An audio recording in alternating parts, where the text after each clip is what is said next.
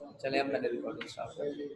अच्छा, पहला पोर्शन उसको हम अटैचमेंट डिस्क कहते हैं। जो पहली पिक्चर आपको नजर आ रही है मोस्ट लेफ्ट साइड पे, ये एक पूरे पॉलीसल्फोनियम प्लांट की पिक्चर है। अब इसकी जो बेस है, जो नीचे वाली स्ट्रक्चर है, उसको हम अटैचमेंट डिस्क कहते हैं। फिर इसके ऊपर जितनी भी इसकी ये बॉडी है जिसमें आपको ब्रांचेस नजर आ रही हैं, उसको हम वर्टिकल पोर्शन कहते हैं। जो लास्ट पोर्शन होता है बॉडी का, वो है जी ट्राइकोब्लास्ट। अब ये ब्रांचेस जो आपको नजर आ रही हैं, इनकी टिप्स के बारे में कहा जाता है कि इनके टैपरिंग एंड्स होते हैं। टैपरिंग नुकीले को कहते हैं जी, टैपरिंग कहते हैं अहमद, नुकीले को। आवाज की बड़ी प्रॉब्लम हो रही है यार। पीछे शोर है। शोर आ रहा एक्चुअली मैं ना अभी और आवाज स्लो भी आ रही है। अच्छा, मुझे तो बिल्कुल ठीक आ रही है, बाकियों के मुझे लगता है कान साफ कर लो। अवैस आपको तो वैसे नहीं आती उतनी। नहीं फिर ऐसा करें आप लोग कि अपनी तरफ से ना जो अपने इश्यूज हैं वो क्लियर कर लें। अपने जिनकी स्लो है वो मोबाइल की जो है वॉल्यूम बढ़ा बढ़ा के देख लें, कोई हैंड फ्री चेंज करके देख लें। मैं फिर भी रीलोकेट कर लेता हूँ। मैं एक्चुअली स्कूल बैठा हूँ, तो वहाँ जब कोई चीज़ गुजरती है तो उसकी आवाज़ आ सकती है।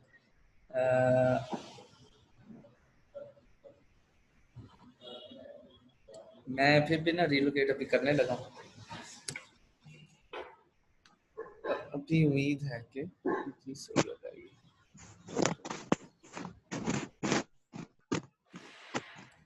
चले जनाब अली, फिर भी जब मुझे लगता है कि कोई चीज़ गुजर रही है सड़क से, तो मैं चुप कर जाता होता हूँ ताकि वो जो बात है हमारे डिस्टर्ब ना हो। तो आप लोग शोर बेयर कर लिया कीजिए, लेकिन मैं बात कंटिन्यू नहीं करूँगा, मैं बाहर रुक जाता हूँ। चले, अच्छा, हम वेजिटेटिव स्ट्रक्चर की बात कर रहे थे। मैं आपको तीसरा पोर्शन बता रहा था जो कि ट्राइकोब्लास्ट होता है। अब ये ट्राइकोब्लास्ट असल में ब्रांचेस की टिप्स हैं जिनके एंड्स टेपरिंग होते हैं, यानी नुकीले एंड्स होते हैं, and they look like fine hairs. इस पॉलीसेफोनिया की ब्रांचेस को टिप्स को हम ट्राइकोब्लास्ट कहते हैं। जो भी टर्म मुझे यूनिक लगती है ना किसी भी पोर्शन के अंदर या किसी भी स्पीशी के अंदर, वो मैं इधर लिख लेता होता हूँ। सो ये ट्राइकोब्लास्ट का लफ्ज आपने पॉलीसेफोनिया के हवाले से याद रखना है, that they are basically the tips of the branches of Polysiphonia. अच्छा, they show isomorphic alternation of generation. एक एलजी का ग्रुप जी हमने इससे पहले डिस्कस किया था जिसमें अल्टरनेशन ऑफ जनरेशन होती है, और एक ग्रुप ये है जिसमें अल्टरनेशन ऑफ जनरेशन होती है। जिन लोगों ने पिछला लेक्चर लिया था वो जरा मुझे रिमाइंड भी करवा दें कि वो कौन सा एलजी का ग्रुप था जिसमें अल्टरनेशन ऑफ जनरेशन होती है। तो 7 फाइलम्स में से, 7 ग्रुप्स में से 5 एलजी के ग्रुप्स ऐसे हैं जिनमें अल्टरनेशन ऑफ जनरेशन शो नहीं होती। मतलब उनमें सिर्फ एक ही जनरेशन होती है पूरे लाइफ साइकिल के अंदर। लेकिन 2 ग्रुप्स ऐसे हैं जिनके अंदर अल्टरनेशन ऑफ जनरेशन होती है। उनमें 2 जनरेशन जो है वो वेरी करती हैं, एक के साथ दूसरी चेंज होती है, जिनमें से एक स्पोरोफाइट होती है और एक गेमेटोफाइट। एक तो रोडोफाइट है, दूसरा जिन लोगों ने पिछला लेक्चर लिया वो जरा मुझे रिमाइंड करवाएं। अच्छा, इनमें तरीकेकार ये है पॉलीसेफोनिया में कि सेक्सुअल रिप्रोडक्शन सिर्फ गेमेटोफाइट में होती है और एसेक्सुअल रिप्रोडक्शन सिर्फ स्पोरोफाइट में होती है। स्पोरोफाइट में एसेक्सुअल रिप्रोडक्शन होगी, हैप्लॉइड स्पोर बनेंगे और गेमेटोफाइट बन जाएगी। गेमेटोफाइट में सेक्सुअल रिप्रोडक्शन होगी, गैमीट बनेंगे, वो फ्यूज करेंगे, जाइगोट बनाएंगे, और जाइगोट क्योंकि आपको पता है कि डिप्लॉइड होता है तो आगे स्पोरोफाइट में कन्वर्ट हो जाएगा।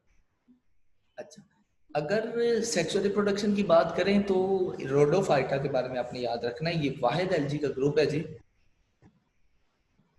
वाहिद ग्रुप है एलजी का जिसमें जो गैमीट्स होते हैं वो नॉन मोटाइल होते हैं। हाँ जी, फियोफाइटा मुंतहा ने बता दिया, उनमें भी ये जो है अल्टरनेशन ऑफ जनरेशन होता है। अच्छा, मैं सेक्सुअल रिप्रोडक्शन की बात कर रहा था, तो वाहिद ग्रुप पूरे एलजी के अंदर जिनमें गैमीट्स नॉन मोटाइल होते हैं ये हमारे रोडोफाइटा है। अब ऊपर हम पढ़ के आए हैं कि पॉलीसेफोनियम मैरीन में, मैरीन स्पीशी है, रहती समंदर में है और गैमीट नॉन मोटाइल है। सवाल ये है कि फिर ये सेक्सुअल रिप्रोडक्शन होगी कैसे? अब जो गैमीट है they move through water movements. आपको पता है पानी तो चल ही रहा होता है समंदर में, तो पानी की मूवमेंट्स के साथ साथ इनके गैमीट्स बहते हैं, मेल एंड फीमेल, और कहीं अगर उनकी फ्यूजन हो जाए तो रिप्रोडक्शन हो जाती है। इस तरह से ये प्रोसेस होता है। इनके मेल सेक्स ऑर्गन्स को हम स्पर्मेटेंजिया कहते हैं और फीमेल सेक्स ऑर्गन्स को कार्पोगोनिया कहते हैं। ये जो सेक्स ऑर्गन्स के नाम है ना जी, हर स्पीशी के यानी हर ग्रुप के, इनमें बहुत डिफरेंस है। यानी आप हर ग्रुप में जो नेम्स है सेक्स ऑर्गन्स के, वो आपको डिफरेंट मिलेंगे। सो ये भी आप कंपैरेटिवली इनका एक टेबल भी बना सकते हैं, या आप इनको ऐसे याद करना चाहें, और ये पॉइंट भी एमसीक्यूज के हवाले से काफी इंपॉर्टेंट है। आफ्टर फर्टिलाइजेशन कार्पोस्पोर बनता है that develops into the sporophyte. अब कार्पोगोनिया से ये नाम आगे बना हुआ है कार्पोस्पोर का। एसेक्सुअल रिप्रोडक्शन, सेक्सुअल के बारे में हमने 2-4 बातें कर ली हैं। अगर हम एसेक्सुअल रिप्रोडक्शन देखें तो इसमें ये बनाते हैं टेट्रास्पोर्स। टेट्रा आपको पता है 4 का वर्ड है, और स्पोरोफाइट अब मैंने आपको ऊपर बताया कि इधर होती है, इसमें होती है अल्टरनेशन ऑफ जनरेशन, और एसेक्सुअल रिप्रोडक्शन सिर्फ स्पोरोफाइट में होती है। अब स्पोरोफाइट आपका डिप्लॉयड होता है, सो स्पोरोफाइट के अंदर ये टेट्रास्पोर्स बनाते हैं, 4 स्पोर बनाते हैं। एक प्रोसेस होता है जिसके थ्रू टेट्रास्पोर बनते हैं। एक सेल स्पोरोफाइट का जो कि डिप्लॉयड होगा वो मियोसिस करेगा और उससे 4 स्पोर बन जाएंगे, वो चारों के चारों हैप्लॉइड होंगे। यही तो मियोसिस है, एक डिप्लॉयड से 4 हैप्लॉइड बनेंगे। सो स्पोरोफाइट के किसी एक सेल में जो कि डिप्लॉयड होगा, एक मियोसिस की डिवीजन होगी, 4 स्पोर जनरेट हो जाएंगे। उन स्पोर्स को हम टेट्रास्पोर्स बोलते हैं क्योंकि वो 4 होते हैं। जिस स्ट्रक्चर में ये बनते हैं उसी नाम से उसका नाम रखा गया जी टेट्रास्पोरेंजियम। और फिर इन स्पोर्स से आगे गेमेटोफाइट बनती है, जैसे कि हमने ऊपर बात की कि स्पोरोफाइट में जो स्पोर्स बनते हैं वो आगे गेमेटोफाइट को बनाते हैं। हम आ गए फिर फंजाई के ऊपर। अलहदा एक किंगडम है, सेपरेट किंगडम है। यूकेरियोट होते हैं, मतलब इनमें न्यूक्लियस है। हेटेरोट्रॉफ्स है, मतलब खुराक अपनी खुद नहीं बनाते। यूनिसेलुलर भी हो सकते हैं और मल्टीसेलुलर भी हो सकते हैं। सेल वॉल में होगा काइटन, काइटन कॉम्प्लेक्स पॉलीसेकेराइड है। इनकी न्यूट्रिशन जनाबे अली, ये सेप्रोफाइट्स भी हो सकते हैं, पैरासाइट्स भी हो सकते हैं, और सिम्बायोन्ट्स भी हो सकते हैं। सेप्रोफाइट वो जो डेड ऑर्गेनिक मटेरियल से अपनी फूड लेंगे, पैरासाइट वो जो किसी होस्ट के ऊपर अटैक करेंगे, उसको नुकसान पहुंचाएंगे और फूड लेंगे। सिम्बायोन्ट्स वो जो किसी दूसरे ऑर्गेनिज्म के साथ रहेंगे, सिम्बायोसिस करेंगे, म्यूचुअलिस्टिक रिलेशनशिप बनाएंगे, उसको भी फायदा देंगे और वो खुद भी फायदा लेंगे। एग्जांपल्स हैं आपके पास माइकोराइजा और लाइकन्स, ये दोनों की जो है ये सिम्बायोटिक रिलेशनशिप है। इनको मैं अभी बता देता हूँ आपको कि ये क्या क्या होते हैं। अभी मैं इन जनरल वेजिटेटिव स्ट्रक्चर की बात करूंगा फंजाई की, फंजाई होते किस तरह के। आमतौर पर नॉर्मली फंजाई की बॉडी हाइफी की बनी होती है जी। Hyphae are basically minute thread like structures, जैसे धागे होते हैं छोटे छोटे, तो हाइफी भी उस तरह ही होते हैं। हाइफी की पूरी जो बॉडी है, वो पूरी बॉडी है, वो पूरी स्ट्रक्चर जो हाइफी से बनती है, उसको हम माइसीलियम का नाम देते हैं। अच्छा, अब लाजमी नहीं है कि सारे के सारे फंजाई जो है वो हाइफी से बने हों। 2 टाइप्स है फंजाई की, एक को हम कहते हैं हाइफल फंजाई और दूसरे टाइप्स को कहते हैं नॉन हाइफल फंजाई, यानी ऐसे फंजाई जिनमें हाइफी नहीं होते। मुझे जल्दी से रिस्पॉन्ड कर दीजिएगा, आवाज क्लियर है सबको? चले, दूसरी टाइप मैं आपको बता रहा हूँ वो फंजाई जिनमें हाइफी नहीं होते। अब ये वाली फंजाई की टाइप यूनिसेलुलर होती है, ये वाली फंजाई की टाइप यूनिसेलुलर होती है, और इसकी एग्जांपल हमारे पास यीस्ट है। चलो, यीस्ट है जी हमारे पास एग्जांपल। तो हम दोनों को स्टडी करेंगे आगे जाके, हाइफल फंजाई को भी और नॉन हाइफल फंजाई को भी। लेकिन यहाँ पर मैं आप लोग एक चीज और क्लियर कर दूं कि क्लासिफिकेशन का ताल्लुक हाइफी होने से या ना होने से नहीं है। हम फंजाई के ऐसे ग्रुप्स भी पढ़ेंगे आगे जाके जिनमें नॉन हाइफल फंजाई भी है और हाइफल फंजाई भी है। सो बेसिक्स नहीं है ये क्लासिफिकेशन की, क्लासिफिकेशन बुनियादी तौर पर और चीजों पे हुई हुई है। सो आप वैसे याद रख सकते हैं कि ये 2 तरह की होती है, but in terms of classification आपने इसको कंफ्यूज नहीं करना। अच्छा, हाइफी 2 तरह के हो सकते हैं, या तो सेपरेट होंगे यानी उनके अंदर क्रॉस वॉल्स होंगी। एक लंबा सा हाइफी है और उसके अंदर क्रॉस वॉल्स है, और क्रॉस वॉल्स ने उस हाइफी को डिफरेंट सेल्स में डिवाइड किया हुआ है, तो उन हाइफीज को हम सेपरेट कहते हैं। या फिर क्रॉस वॉल नहीं भी हो सकती, तो उन हाइफीज को हम नॉन सेपरेट या ए सेपरेट कहते हैं। अब ये हाइफी मल्टी न्यूक्लिएट होते हैं जिनमें क्रॉस वॉल्स नहीं होती। अच्छा, ए सेपरेट हाइफी को हम सिनोसिटिक हाइफी भी कहते हैं, ये उसका दूसरा नाम है। अब ये टॉपिक जो अगला हमारे पास है, स्ट्रक्चर्स प्रेजेंट इन माइसीलियम, ये थोड़ा सा इंपॉर्टेंट है। आप ये समझिए कि हाइफी मिलके बनाते हैं माइसीलियम। अब माइसीलियम बन गई, लेकिन कॉमन सेंस ये है कि अगर 500 या 700 या 1000 हाइफी से माइसीलियम बनी हुई है तो सारी की सारी एक जैसी नहीं होगी। अब हाफी ने सॉरी फंजाई ने अपनी जिंदगी गुजारने के लिए उस माइसीलियम के अंदर डिफरेंट स्ट्रक्चर्स बनाई होंगी, जो हो सकता है कि एक दूसरे से डिफरेंट हो। तो फंजाई के किंगडम के अंदर जो हमें डिफरेंट स्ट्रक्चर्स मिल सकती है माइसीलियम के ऊपर, वो मैंने यहाँ लिखी है। अब पहली स्ट्रक्चर जो आमतौर पर फंजाई बनाते हैं उसको हम कहते हैं जी sporophore. Now what is this? Sometimes hyphae organised to form fruiting bodies. बाज़ औक़ात हाइफी मिल के फ्रूटिंग बॉडीज भी बना सकते हैं. अब उन फ्रूटिंग बॉडीज को हम स्पोरोफोर का नाम देते हैं. इन फ्रूटिंग बॉडीज के ऊपर स्पोर्स लगते होते हैं या इनके अंदर स्पोर बनते होते हैं. दूसरी टाइप है जी प्लेक्टन कायमा स्ट्रक्चर. दूसरी जो है प्लेक्टन कायमा, tissue composed of compact mass of hyphae. अगर हाइफी कॉम्पैक्टली अरेंज्ड हो, स्ट्रांगली अटैच्ड हो एक दूसरे के साथ, तो उसको हम कहते हैं जी ये प्लेक्टन कायमा है. नंबर 3 प्रोजन कायमा, टिश्यू विद डिस्टिंक्ट हाइफी. ऐसा टिश्यू जिसमें हमें हाइफी का सेपरेटली डिस्टिंक्टिवली पता चल रहा हो कि ये हाइफी है, ये हाइफी है, ये हाइफी है, तो उसको हम कहेंगे जी प्रोजन कायमा. Number 4 that we have is the pseudoparenchyma, pseudoparenchyma, tissue in which hyphae lose their shape and become isodiametric. ऊपर आपने कहीं पढ़ा होगा कि नॉर्मली जो है हाइफी इलोंगेटेड होते हैं, सिलिंड्रिकल शेप होती है उनकी, सिलेंडर की तरह लंबे लंबे. सो बाज़ औक़ात क्या होता है कुछ फंजाई के अंदर, कुछ टिश्यूज में फंजाई अपनी शेप लूज कर देते हैं, उनकी अपनी शेप जो है वो खत्म हो जाती है और सारे के सारे जो हाइफी हैं वो आइसोडायमेट्रिक हो जाते हैं. तो इस किस्म के टिश्यू को हम सूडोपेरेन्काइमा कहते हैं. Next one is stromata.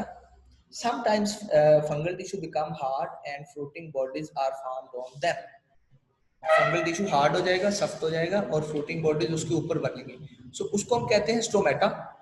और अगला है स्क्लेरोशियम. अब स्ट्रोमेटा और स्क्लेरोशियम एक दूसरे से मिलते जुलते हैं. दोनों ही मैस ऑफ हार्ड टिश्यू हैं, यानी हाइफी मिल के हार्ड टिश्यू बना देते हैं. लेकिन स्ट्रोमेटा में ऊपर आपको बताया गया है कि वो फ्रूटिंग बॉडीज जो है वो उनके ऊपर बनती हैं. स्क्लेरोशियम के केस में ऐसा नहीं होता.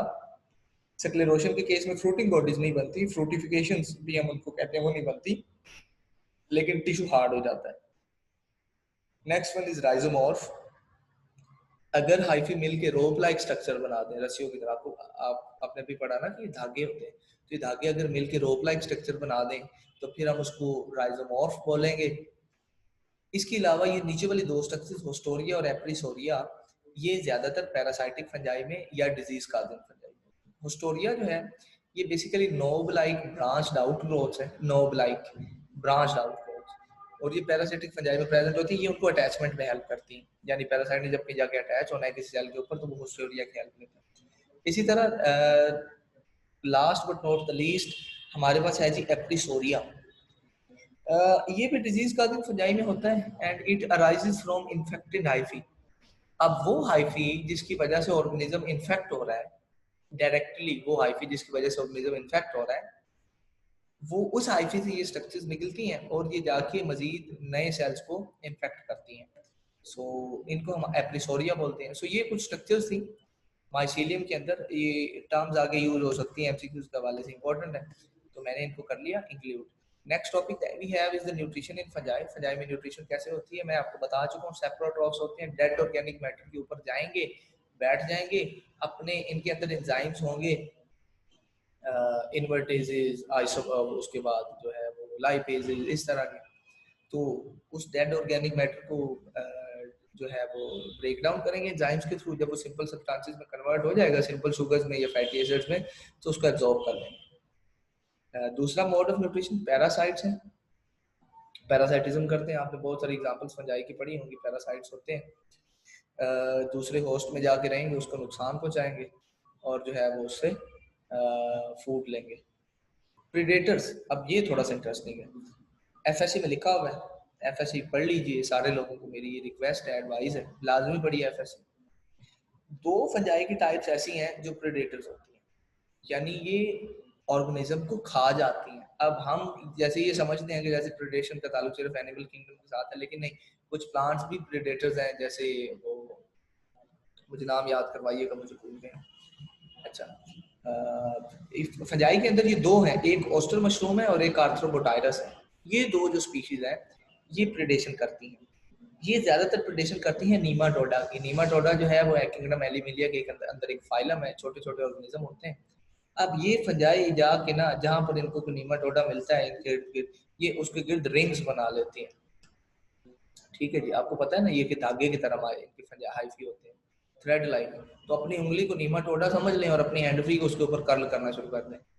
So your finger is the नीमाटोडा and your hand free is the hyphae of the fungi, oyster mushroom or the arthropotirus.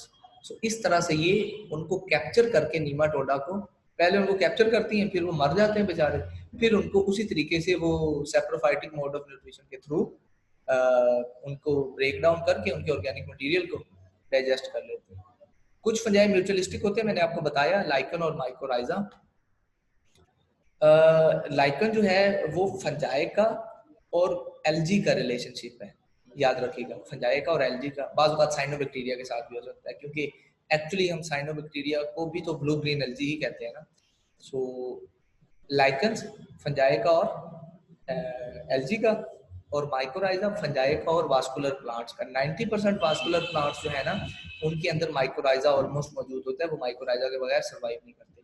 अच्छा, माइकोराइजा दो तरह का होता है, एंडोमाइकोराइजा और एक्टोमाइकोराइजा। एंडो का लफ्ज जहां भी आएगा उसका मतलब है इनसाइड, एक्टो जहां भी आएगा उसका मतलब है आउटसाइड।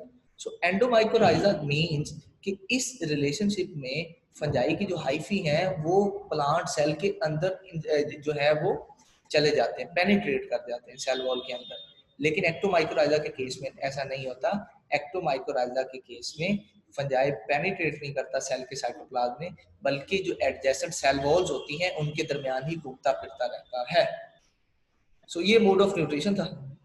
हम आगे हैं रिप्रोडक्शन के ऊपर कि फंजाई में रिप्रोडक्शन किस किस तरह से होती है। एक तो तरीका ये है ना जी कि अब ये हाइफी है, हमारी हैंड फ्री हाइफी है, तो ये अपने पार्ट्स कर ले छोटे छोटे, ठीक है, और नए आईफी बन जाए और उनसे आगे मजीद आईफी बनते जाए, फ्रेगमेंटेशन जैसे होती है सिंपली, तो फिर एक पूरी माइसीलियम बन जाए। तो ये तो होगी वेजिटेटिव रिप्रोडक्शन। इसके साथ आपको पता है एसेक्सुअल भी होगी, सेक्सुअल भी होगी।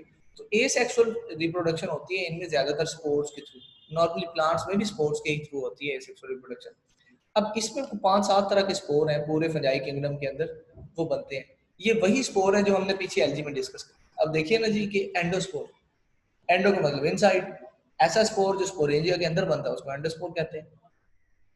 कोनिडियम, ये थोड़े से इंटरेस्टिंग है, ये बनते हैं टिप ऑफ हाइफी के ऊपर। एक स्पेशल किस्म के हाइफी होते हैं जिनको कहते हैं स्पोरेंजियोफोर, उनके ऊपर स्ट्रिगमेटा लगता है, स्ट्रिगमेटा के ऊपर मैचूला बनता है, मैचूला के ऊपर फिर ये जो कोनिडिया है ना ये चेन की सूरत में जो है मौजूद होते हैं। म्यूकर में हम आगे जाके इनको डिस्कस करेंगे। सो कोनिडिया के बारे में आप हमेशा याद रखें कि ये स्पोरेंजिया के अंदर नहीं होते, बल्कि ये हाइफी की टिप पे होते हैं।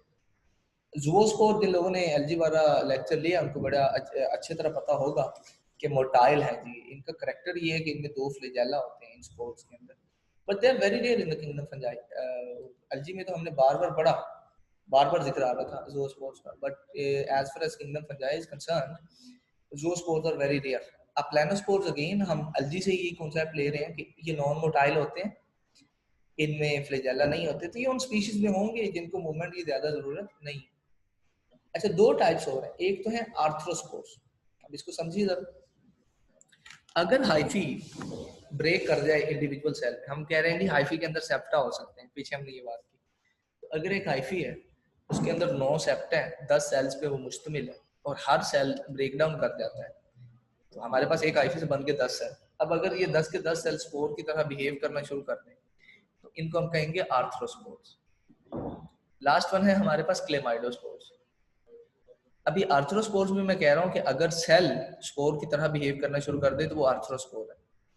क्लेमाइडोस्पोर में सेल टूटेगा, सेल की ब्रेकडाउन होगी उसी तरह ही जैसे हम आर्थ्रोस्पोर में बात कर रहे हैं, लेकिन क्लेमाइडोस्पोर के केस में सेल एक थिक वॉल सिक्रीट करता है, स्पेशली एक थिक वॉल सिक्रीट करेगा जो उसको सराउंड करेगी, और उस थिक वॉल के सिक्रीशन के बाद हम उसको कहेंगे कि ये क्लेमाइडोस्पोर है।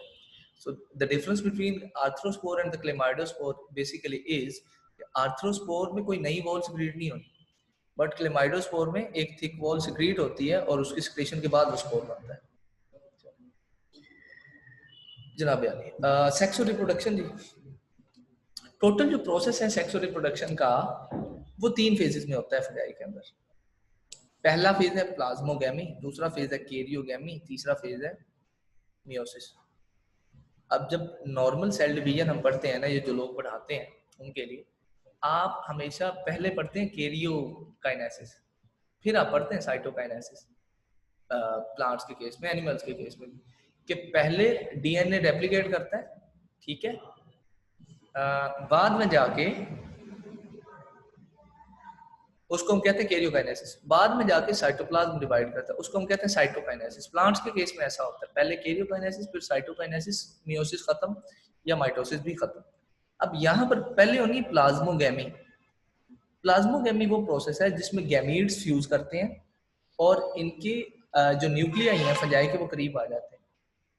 अब एक बात को समझिए कि फंजाई के केस में ज्यादातर जो हाइफी है ना जी, हाइफी वही गैमीट का रोल प्ले करते हैं। अलजी में हमने देखा स्ट्रक्चर्स बनती हैं, एक प्रॉपर सेल होता है जो जिसको हम एंथ्रीडिया या आर्चिगोनिया कह सकते हैं, जो बिहेव करता है एज अ गैमीट। और ब्रायोफाइटा, ट्रिडोफाइटा, एंजियोस्पर्म, जिम्नोस्पर्म्स में भी यही होता है कि मेल फीमेल रिप्रोडक्टिव स्ट्रक्चर्स होती हैं मल्टी सेलुलर, उनके अंदर सेल बनते हैं स्पेशलाइज, जिनको हम एंथ्रीडिया या एंथीरोजाइड्स या आर्चिगोनिया या ओवोगोनिया कहते हैं। यहाँ पर फंजाई के केस में हाइफी ने ही बिहेव करना है as male and female gamete.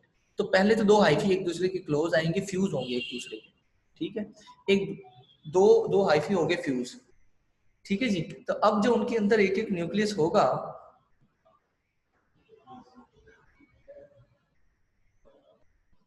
एक सेकंड दीजिए मुझे, लोग रह गए 8। आप सबकी हिम्मत को सलाम। क्या मुझे 20 मिनट से 25 मिनट से सुन रहे हैं?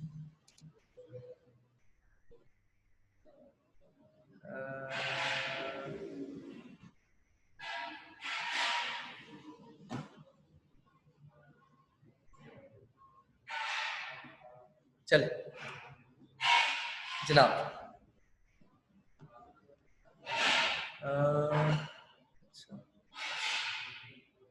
वेरी गुड, गुड, चले ठीक है जी।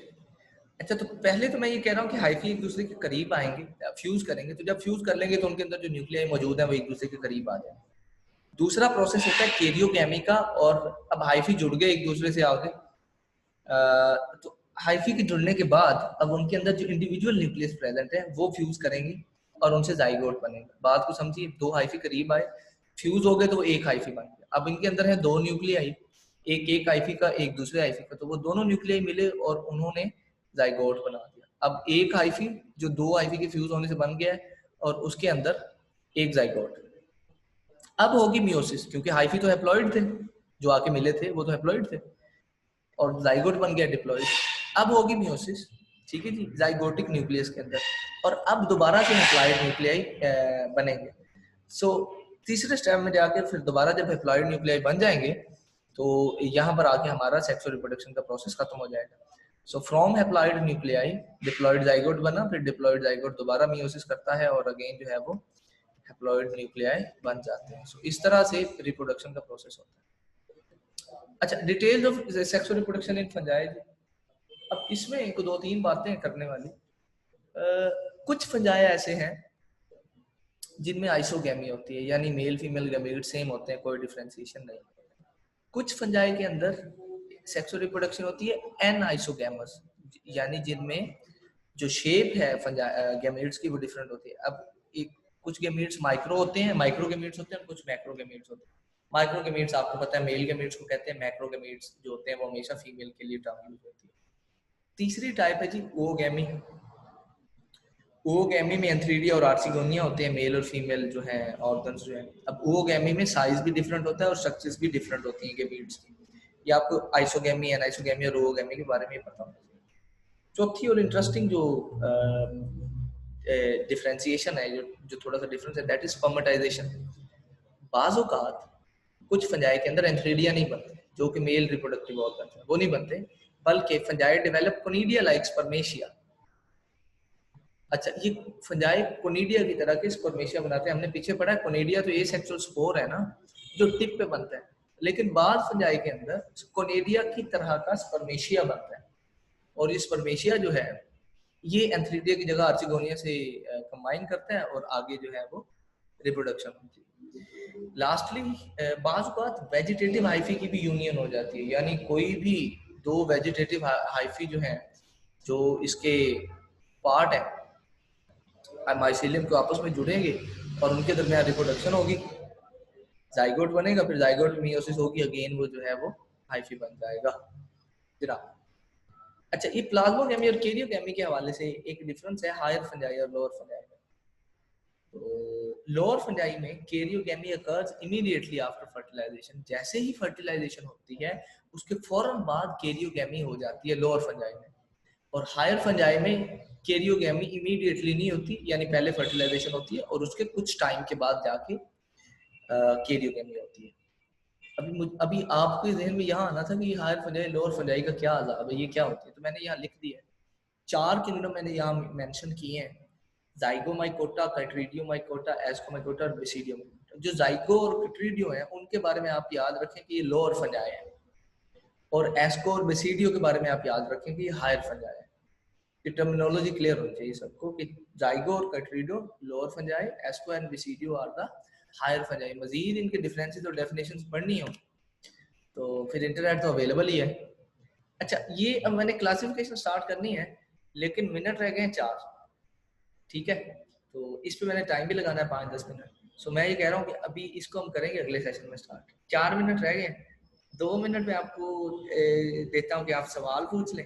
2 मिनट बाद हम ये मीटिंग एंड करेंगे, फौरन से दूसरी मीटिंग स्टार्ट करेंगे और सारे लोग आ जाएंगे और क्लासिफिकेशन से स्टार्ट करेंगे।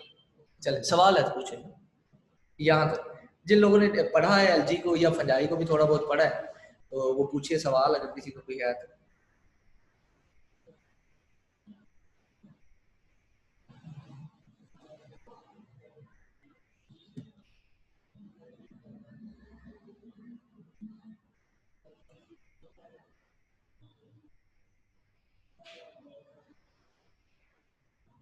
अवैस में चला गया, वेरी गुड।